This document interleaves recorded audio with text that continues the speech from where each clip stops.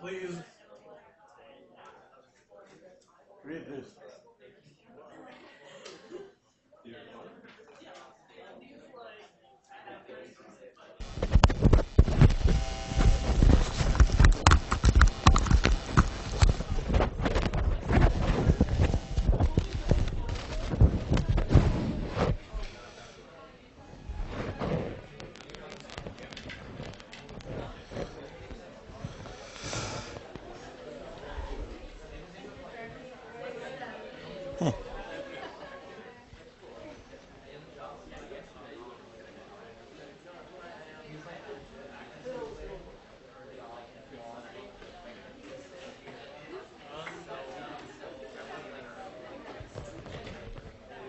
Well, anyway, it's 2 o'clock, 2:01 actually, and my alarm, by some reason, doesn't work.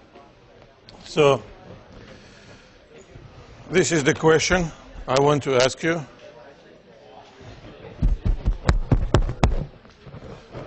And the terminology is simple. This, what we call a happy ball, and this, what we call sad by obvious reasons. Happy, sad. And this difference in properties makes big difference in how they act. For example, let's start from the sad one.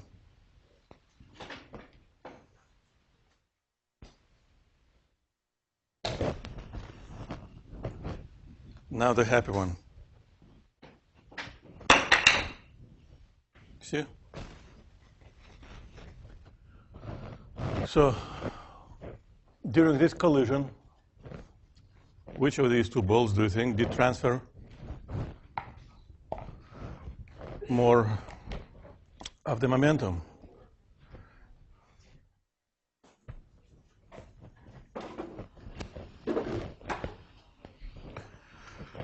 Of course, there is nothing tricky about it. We just have two situations to analyze. First situation, when a ball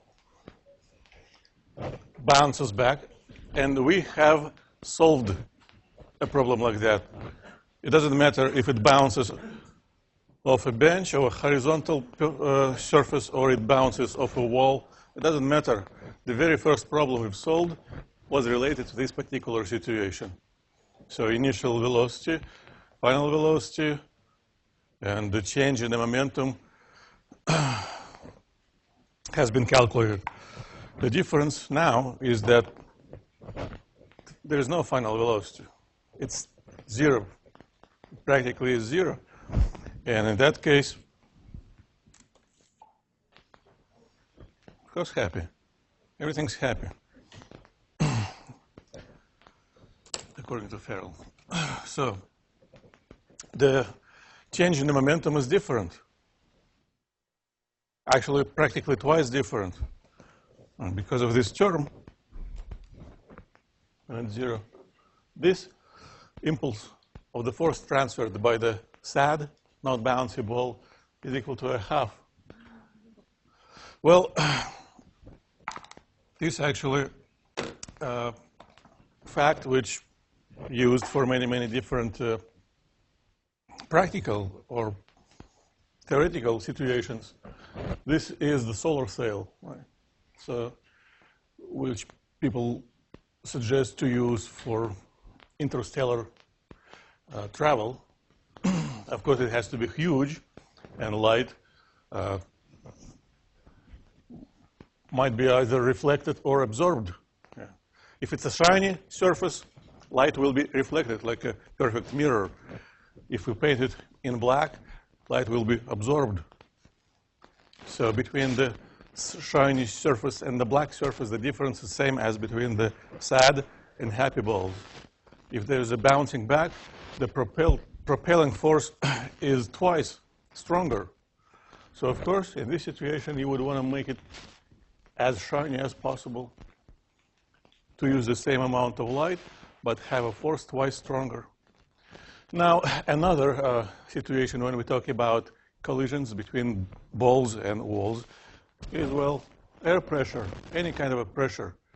Every molecule can be treated as a small, small ball which hits the wall, and when it bounces back, well, it exerts a force. So we can apply, and we will apply in a couple of weeks, this very approach to relate the pressure inside a specific volume, temperature, the value of that volume. So even we talk about kind of mechanical, purely mechanical situations, the same kind of reasoning goes way beyond what we just talked about. We've seen this right here.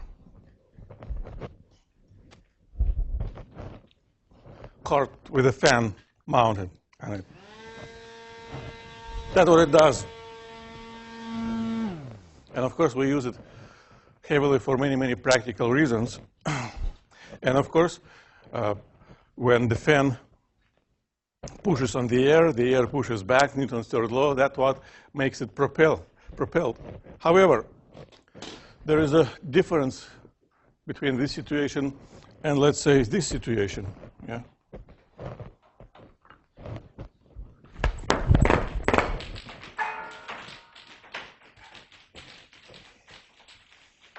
I've got work study.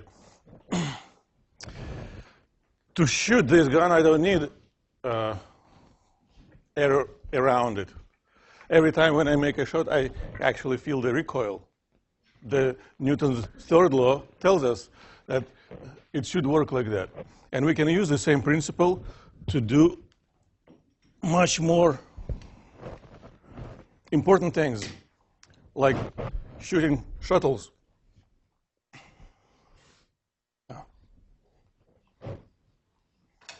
Of course, instead of shooting balls, we need, well,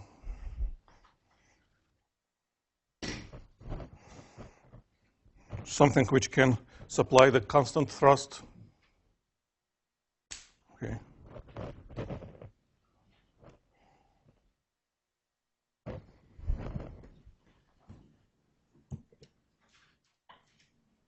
Okay. This is a standard CO2 cartridge. You can buy a lot of those very cheaply. And this is a pincher, so I can make a hole in it. And because of the high pressure inside, the gas will be shooting out. And according to the Newton's third law, the force acting, well, on the gas should have the same magnitude but opposite direction as the force acting from the gas on it. We also can treat this as an explosion. Yeah? This is one whole object, but if I let the gas out, we'll kind of have, again, two parts traveling in opposite directions. If now the linear momentum is equal to what? 0. In that case, if gas travels to the right vigorously, there is momentum to the right. It has to be compensated by the momentum to the left. So let's see.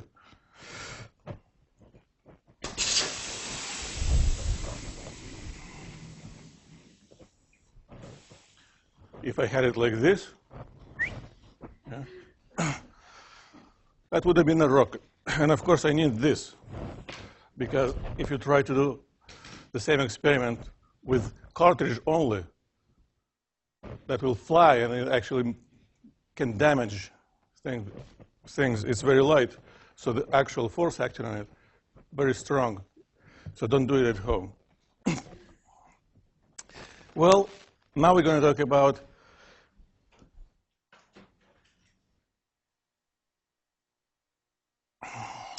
center of mass. Well, in this experiment, a certain amount of gas was traveling in one direction, and actually very fast. But this cart, which is heavy, was traveling in the opposite direction. And it's natural to assume that there is a certain point for the whole system which haven't moved. Well, first of all, if we have a system composed of several parts, several objects, if we don't care about how individual part of it moves, we need to describe the motion only one single point. If you look at this system of two balls and you move away from it, eventually you don't see the difference anymore. Eventually it's going to be only one single point for you with a total mass of combined mass. And if you look at that point, it will be traveling according to external forces acting on this system. That point has a name. That's what we call the center of mass of a system.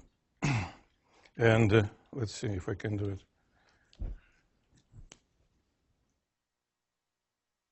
I know, I feel it. You feel sad that it's not going to be physics for the whole week. That's why I want to give you some memories, some nice memories.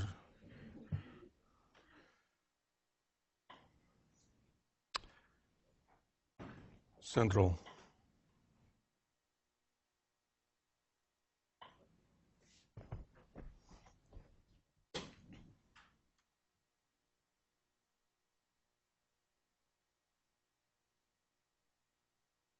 Well, so imagine that I actually tossed it and it flies and it flies and it flies. This is what you're going to look at, yeah? Just single point. And the balls will be spinning, but the center of mass, this point, will be traveling like one regular ball making a projectile motion. I have only one shot because when it hits the floor, it usually breaks. So.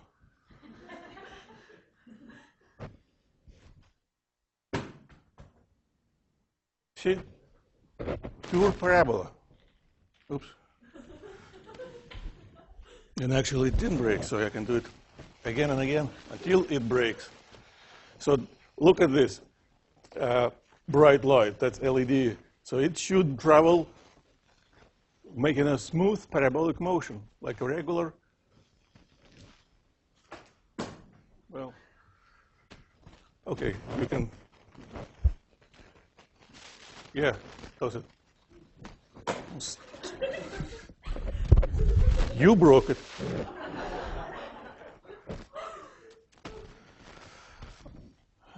Okay, I'll bill you later. Well, that's the meaning of the center of mass. Basically, the center of mass is that point which obeys the Newton's second law applied to the system as the whole. This is the net force acting on the system. That's the mass of the system. Net force over mass gives acceleration. Acceleration of what? Well, we don't say the acceleration of the system. Many different points of the system might have different accelerations. So we say the acceleration of the center of mass of that system. And this is how we can calculate its location if we know the mass distribution. This is a one-dimensional situation, and you did it in a discussion. So let's do one more quick example again, just one-dimensional. First of all, the physical location of the center of mass is fixed relative to the parts of a system. So it's closer to a heavy part, it's farther away from the light part. That's the physical location. Here, center of mass. But to describe its location, of course, we need a ruler, an axis. So the x coordinate of the center of mass, of course, depends on the choice of the origin. If we can choose it here, and that will be one number. We can choose the origin here, that will be a different number. So we have to understand the difference between the actual physical location relative to the other parts of the system and a number which represents that location. And of course, the easiest choice of the origin is at the location of one of the parts. In this case, one of the balls. And now all we have to do is just apply straightforwardly this equation relative to this, choice of the origin. Let's call it number 1. Let's call it number 2. x1, this one, equals 0. The mass number 1 is 4 times of the mass number 2, plus x2, that's going to be x2, and that will be equal to this distance. See, there's a d, a distance between the balls. So that's going to be equal to distance times the mass of the second ball. And we should divide it by the total mass of the system. Very simple calculation. Very often, we don't even need to know the exact values for each mass, because, like in this situation, it's getting canceled. Again, I should have asked Pierre's question. What do you think is that? 0.4 or 0 times 4? Depending on your answer, your problem is solved or not. So this is times, and 0 times anything is 0. So what's left is that distance between the two balls divided by 5 times this, and AM cancels 1/5.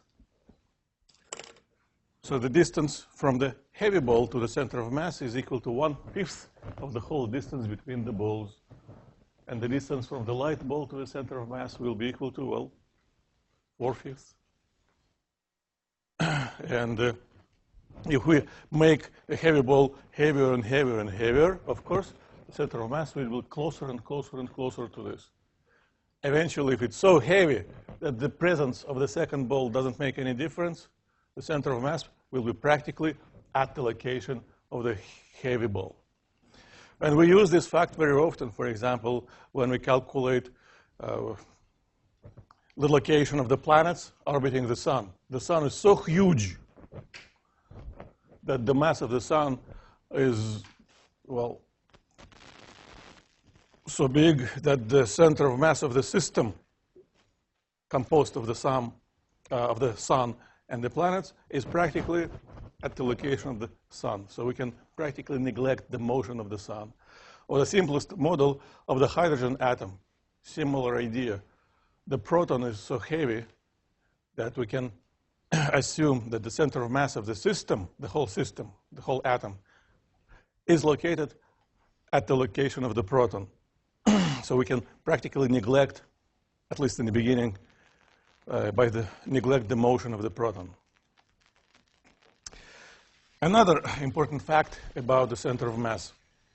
First of all, that's kind of an official definition. But what if my system is initially at rest? The whole system is at rest.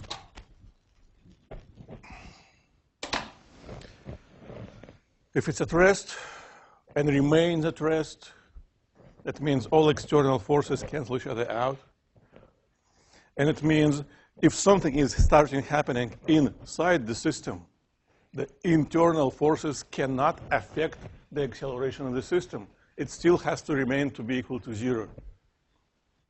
If acceleration equals 0, velocity is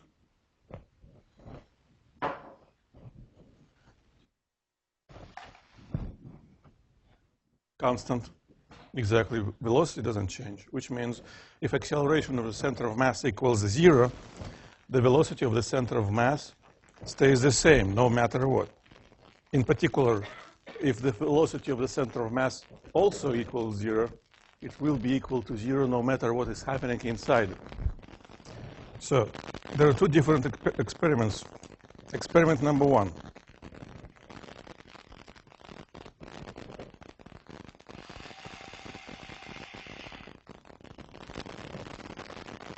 So this is my system, kind of.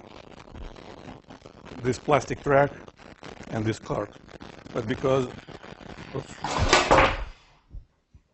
and a ghost. But because I actually was holding this plastic track, the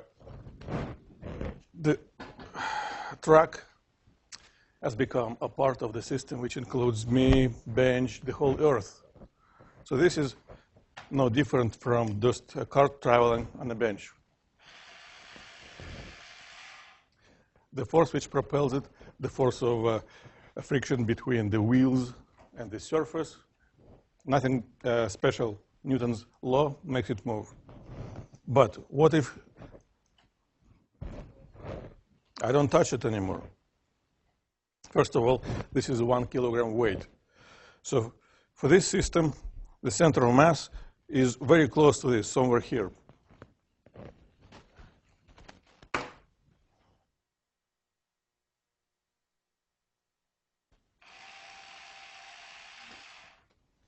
And why this is happening? Well, because now the center of mass of the system must remain at the same location no matter what. Internal forces cannot change the location of the center of mass, which means if one part of the system moves to the right, another part of the system has to move to the left to compensate this. And that's what was happening. So this cart was traveling in one direction, but to compensate this motion, to keep the center of mass exactly here, the track had to be moved in the opposite direction. There's a, well, variety of problems which might be related to a case like that. Normally, it's a person in a boat in a lake and a person walks. And you can ask, okay, if the person crosses, goes from one end of the boat to another, what would be the displacement of the boat relative to water? Well, we can calculate if we want to. We couldn't solve this problem applying the Newton's laws directly. It's much easier just using the fact that the center of mass has to remain at the same location. Any questions?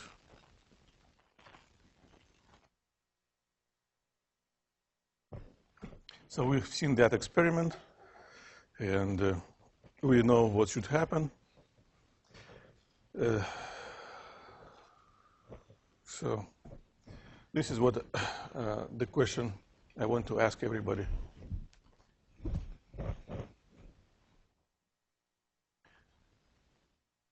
So first, I want to show what will be happening. This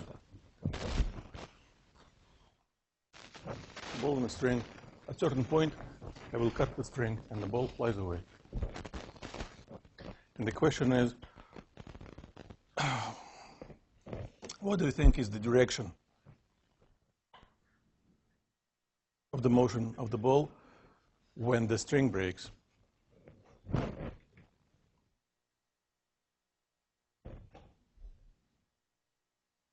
So the string breaks. This is the photograph, a picture of that instant when the string breaks. So the ball was making counterclockwise motion, and when the ball reaches this point, the string breaks and it flies away.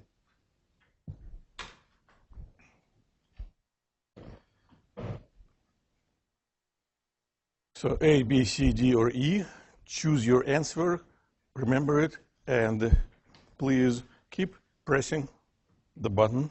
I will stop collecting data very soon. But this is an example of what we call circular motion. A circular motion is the motion which happens in a circle.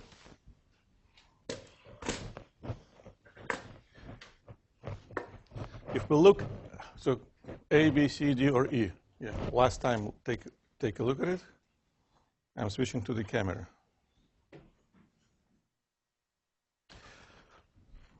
You remember those two objects, lecture number 1 about motion.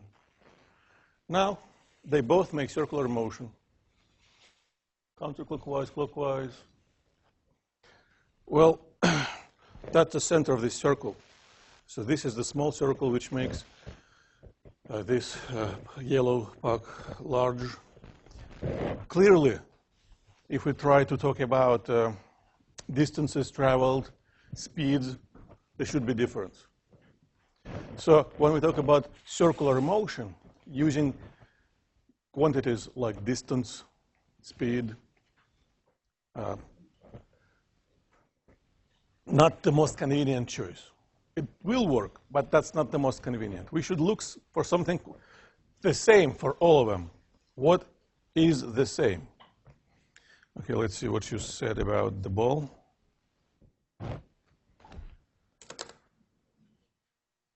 B.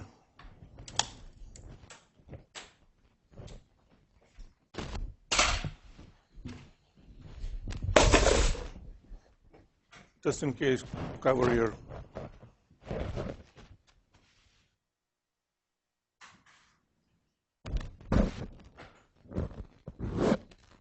see, of course it will travel in the direction of the instantaneous velocity, and instantaneous velocity is always tangent to trajectory. So here, this will be the direction of instantaneous velocity, and after that, when the string breaks, it will keep traveling in the same direction. Now, the distance traveled by these two objects is different. What is the same? Well, the picture gives away the answer. The angle. They travel the same angle. So when we talk about rotational motion, circular motion, more convenient variables to describe it are angular. The first and the most important relationship we need to know is this. If an object makes a circular motion, so this is distance traveled. This is an arc, and the length of this arc is distance traveled. But if we take this distance traveled and we divide it by the radius of this circle, that gives us what? That gives us, anyone? Measured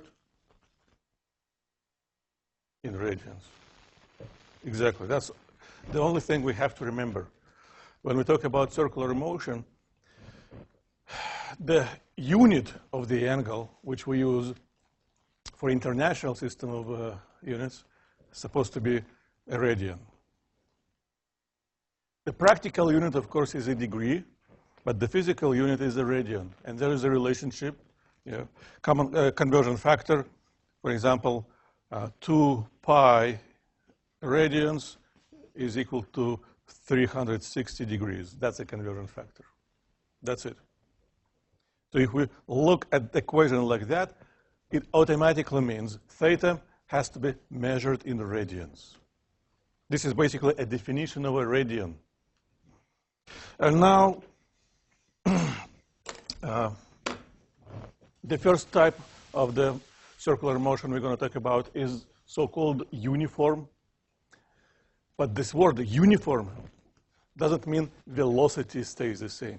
No, velocity changes. It means speed stays the same.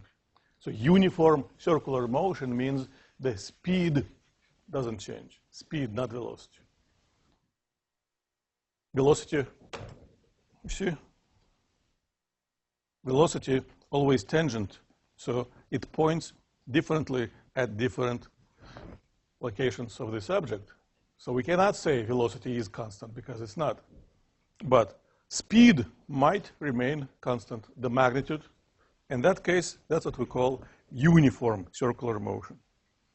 And this is the list of expressions we can use for any uniform circular motion. Well, number one is right here in the middle. That relates distance traveled, radius, and the angle measured in radians. Now, if speed is the same, speed times time gives distance. Divided by radius, that's what we call the angle, and that's what we call angular velocity.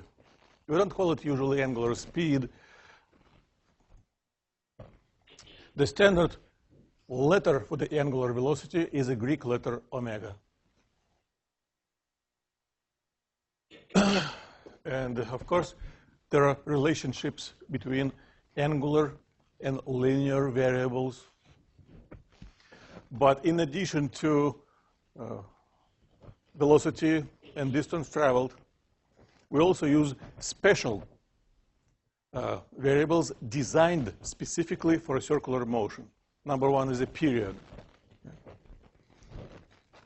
A period, a capital T. Oh, my ball.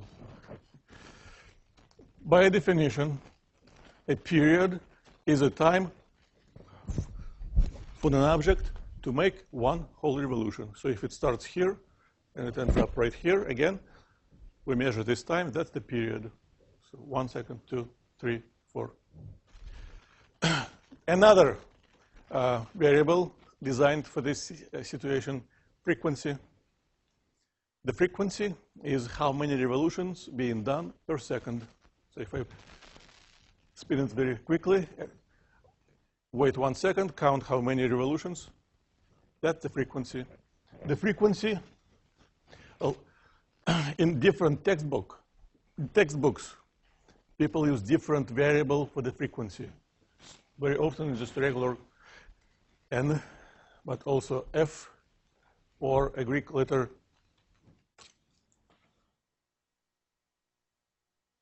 nu. So the frequency and period are inversely proportional. This is a definition of the period. This is a definition of the frequency. You can see T over N, N over T, inversely proportional. Let's do one example. So I'm making a ball move in a circle. It takes 2 seconds to make 3 whole revolutions. Well, T equals 2 seconds, N equals 3.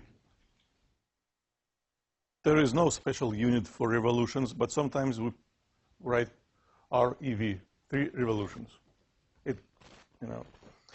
So what we can calculate immediately, the period, T over N, 2/3, the frequency, N over T, or 1 over a big T, 3 seconds, 1.5. The period is some kind of a time. So the unit of the period, of course, seconds. But the frequency, the unit could have been written as 1 over a second. Or people write it like second to the negative first power.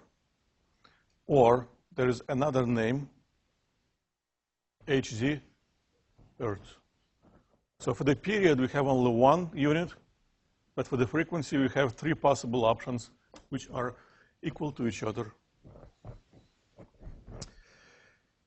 If the string is 30 centimeters long, calculate the distance traveled in 1 minute. Well, we can do it differently. For example, we know that the distance traveled divided by the radius should be equal to the angle. And if we are looking for the distance, it's supposed to be equal to the angle times the radius. We know the radius, 0.3. But in this situation,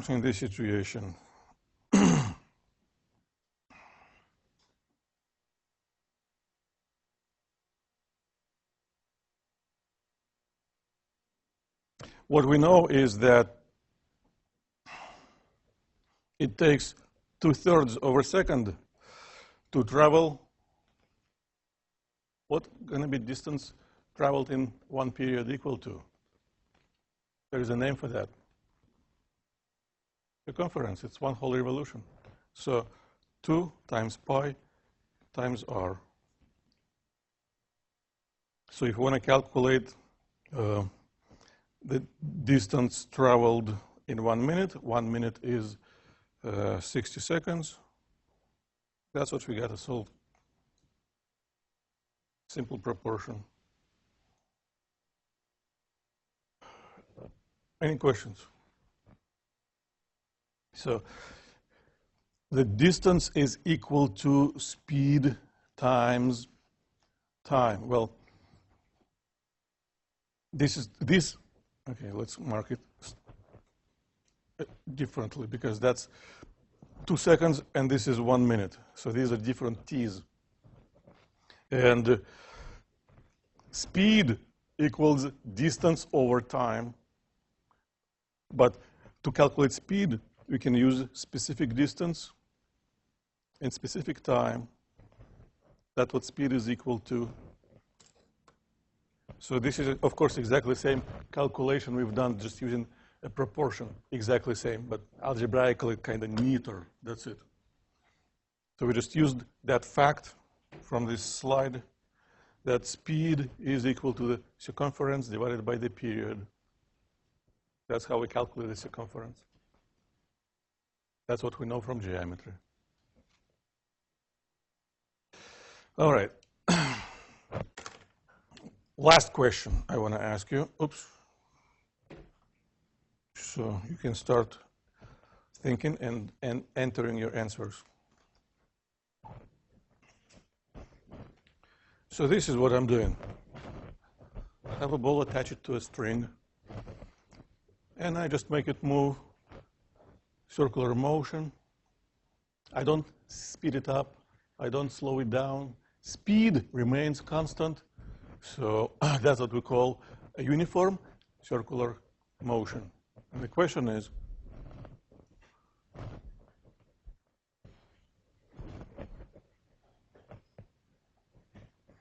this is the most important question. This is a peak, the apex of this class, today's class. So.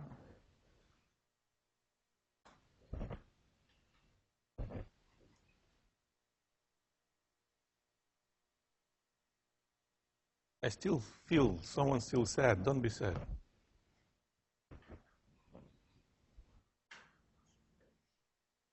And done.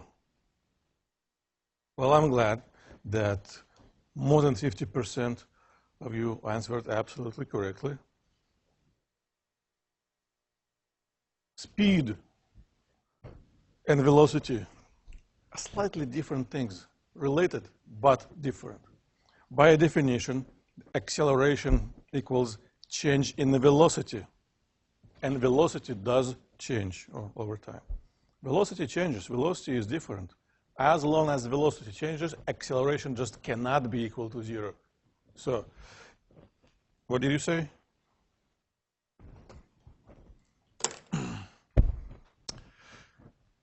Well, now you know. So now I'm sad.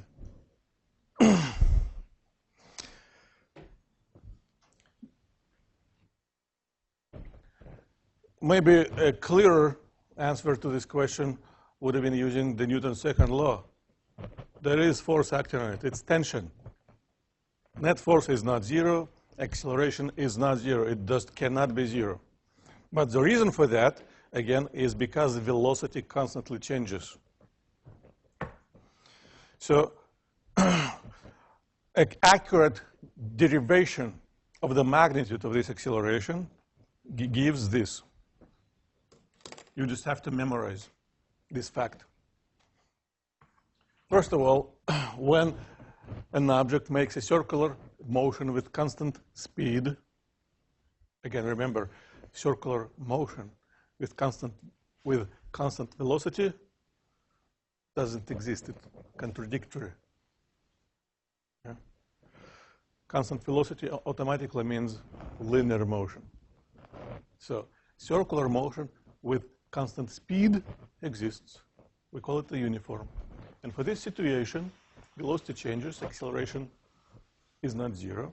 And two facts. First of all, you see, acceleration points as the string point. That's the net force. Gravity and normal cancel. There is only one force, and that force is responsible for acceleration. And no matter where the ball is, the force points toward the center of the circle. That means this acceleration always points to the center of the circle. That's the direction. And this is how we calculate its magnitude. magnitude equals speed squared divided by the radius of the circle. Done. Now you've learned everything. Yes? What is the definition of speed? Magnitude of velocity, that's it. The speed is a number, the velocity is a vector. This vector represents velocity. But if you take a ruler and you measure how long it is, that will be speed. So if velocity changes, but its length doesn't change, that means acceleration is not zero, but the speed remains constant.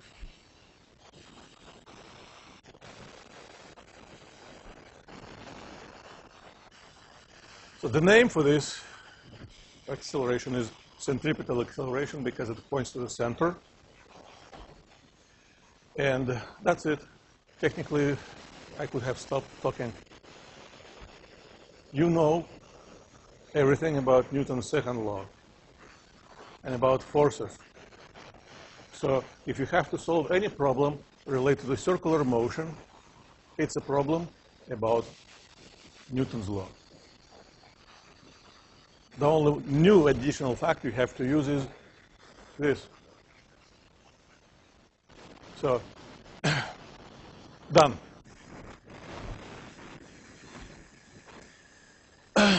That's about terminology. This slide is about terminology. Some people very often say centripetal force, centripetal force. So there is no such a thing as centripetal force per se. The nature of the centripetal acceleration is a specific force acting on it. It could have been tension. Now, in this experiment,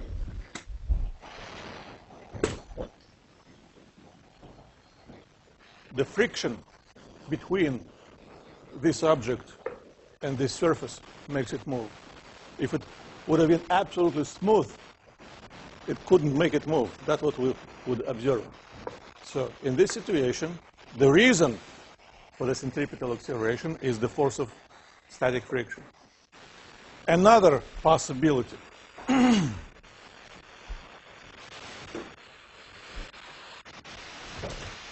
very common situation.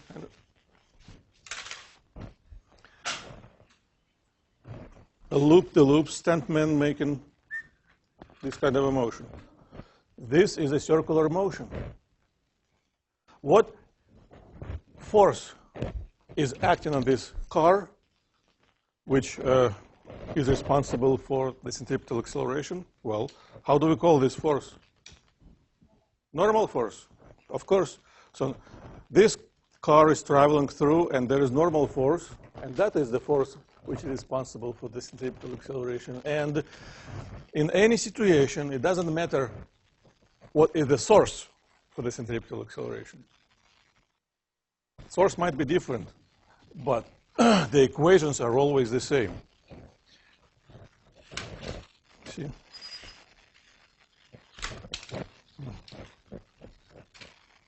Let's try one more time. See? What did happen? Well, if I don't make it travel fast enough, it doesn't go through. There's a critical speed which I need to supply to make it travel through. You've seen it once, so. Well, this is the critical point.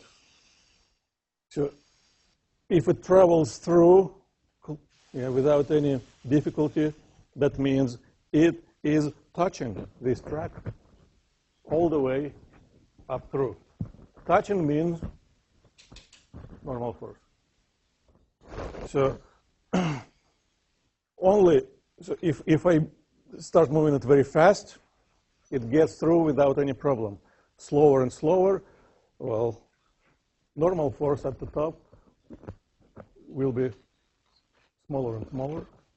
And eventually the critical speed at the bottom is reached when the normal force instantaneously at the top becomes zero. If I make it move even slower, it doesn't go to the top. It falls off before that. That's it. Well, this situation, very similar. For any vertical motion like that, we have two critical points, two critical locations, one at the very bottom and another at the very top. These are very easy to analyze. So I just said that. For example, here, it could have been a ball on a string or a car traveling through the loop. What would be the free body diagram for this situation? Well, we have to have force of gravity acting on it. And of course, we have a force which could have been force of tension from the string or normal force from the track. And we know because the centripetal acceleration always points to the center of the circle. That's supposed to be the direction of the acceleration. So how can we write now the Newton's second law? Well, relative to the positive y direction pointing up, ma will be equal to, well, let's call it just force minus mg. Again, this could have been tension, this could have been normal, doesn't matter. Equation stays the same. But now, we can add an additional fact. This acceleration has to be equal to speed squared divided by radius. So mv squared divided by the radius should be equal to that very force minus mg. And normally, we can solve it for this force. Mv squared over r plus mg. How do we call this? Force of gravity. Oh, wait. How do we call this? Well, that's what we called in the past the apparent weight. That's what the reading of the scale would show us. So the apparent weight changes, and at the bottom of this circle, the apparent weight reaches maximum value. What is happening at the top? Gravity still points down. But now that force, which is acting from the tension or normal force, also points down. And that's the center of the circle. So the acceleration also points down because it always points toward the center of the circle. So now all three arrows are opposite to the y-axis. So this is how we can write it down using magnitudes. And of course, just easier to multiply everything by -1 makes everything positive. Plus, we know that this is supposed to be equal to v squared over r. And so here, the force will be equal to mv squared over r minus mg. So at the top and at the bottom, the apparent weight, in general, should have different values. It reaches maximum value at the bottom and the minimum value at the top. And what is the minimum value of any minimum? 0. So if we adjust the velocity to a certain value, we can make that 0. That's the critical velocity. If velocity is below that, it just can't go through. It takes off the track before that point. Well, slides, equations. I'm going to skip that. I'm going to skip that. Another situation. You want to make a turn. Now it's a horizontal circular motion. First of all, you need friction. If it's a completely like a icy, oily surface, you can't make a turn no matter what. So in this situation, the force which is responsible for the centripetal acceleration is the force of friction. What kind of friction? That's a little bit tricky. This is the direction which is important to what's happening. Let's say your evil twin put some oil, here. In that case, this car starts skidding away. So static friction prevents it from skidding away. And, well, now you know what to do. All right, thank you.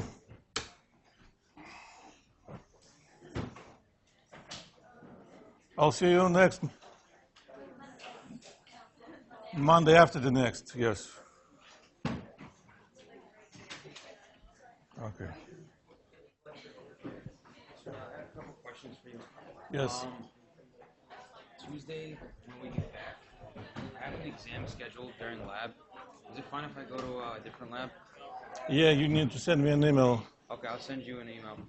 Second question is, do you know if you're going to teach Physics 2 next semester? I think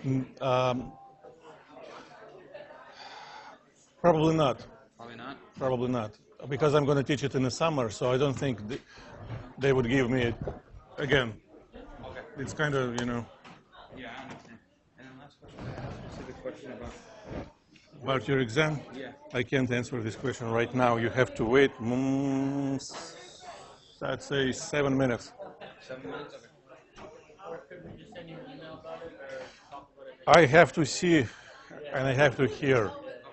So, two options. Either you see me during my office hours, or we schedule an appointment, or we just bump into each other, and you know, that's it. Yes. Yes. Spring break is it's no time, you know. It's just so it doesn't count. Yes. Yes.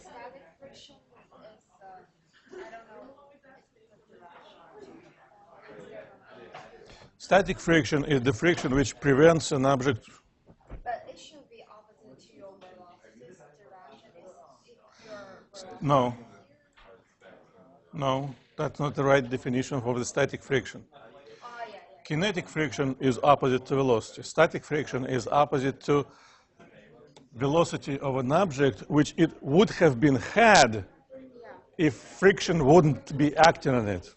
So that's, strictly speaking, the formal definition. So you should imagine how would we move if friction wouldn't be acting on it. In that case, it will move away. So that means static friction prevents from doing that. That means static friction points in opposite direction. Static friction points in the direction opposite to the potential motion. and why there's some static friction Where? like in that situation. For the turning car? Yeah. They both exist, but they're responsible for different things. The car has to move ahead, of course. That's one kind of friction. We don't care about that. We care about friction which makes a turn, and that's a different friction. That's friction which is perpendicular to velocity. Yeah. And that's a static friction.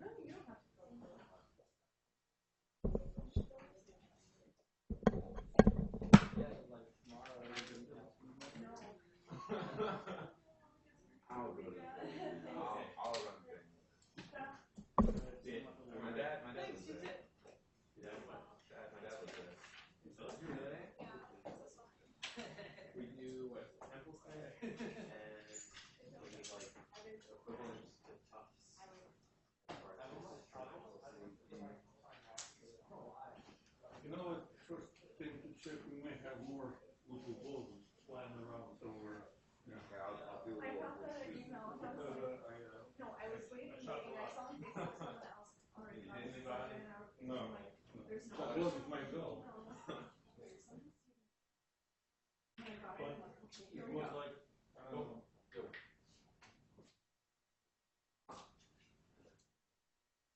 I open it and I'm like, and it just says attached is your decision. I'm like, okay, part two. And I scroll down, I see there's like 10 forms attached.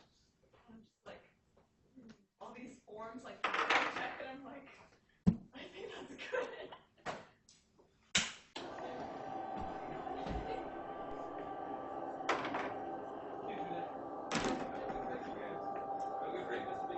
You too.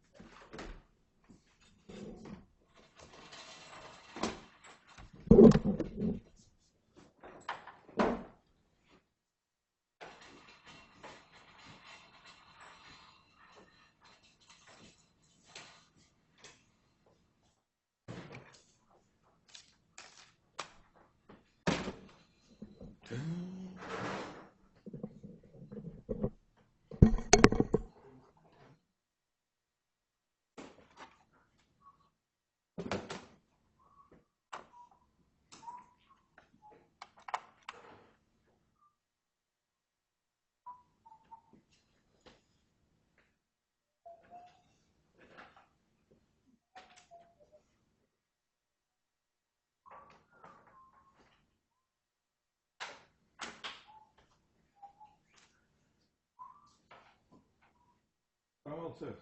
I'll take this one.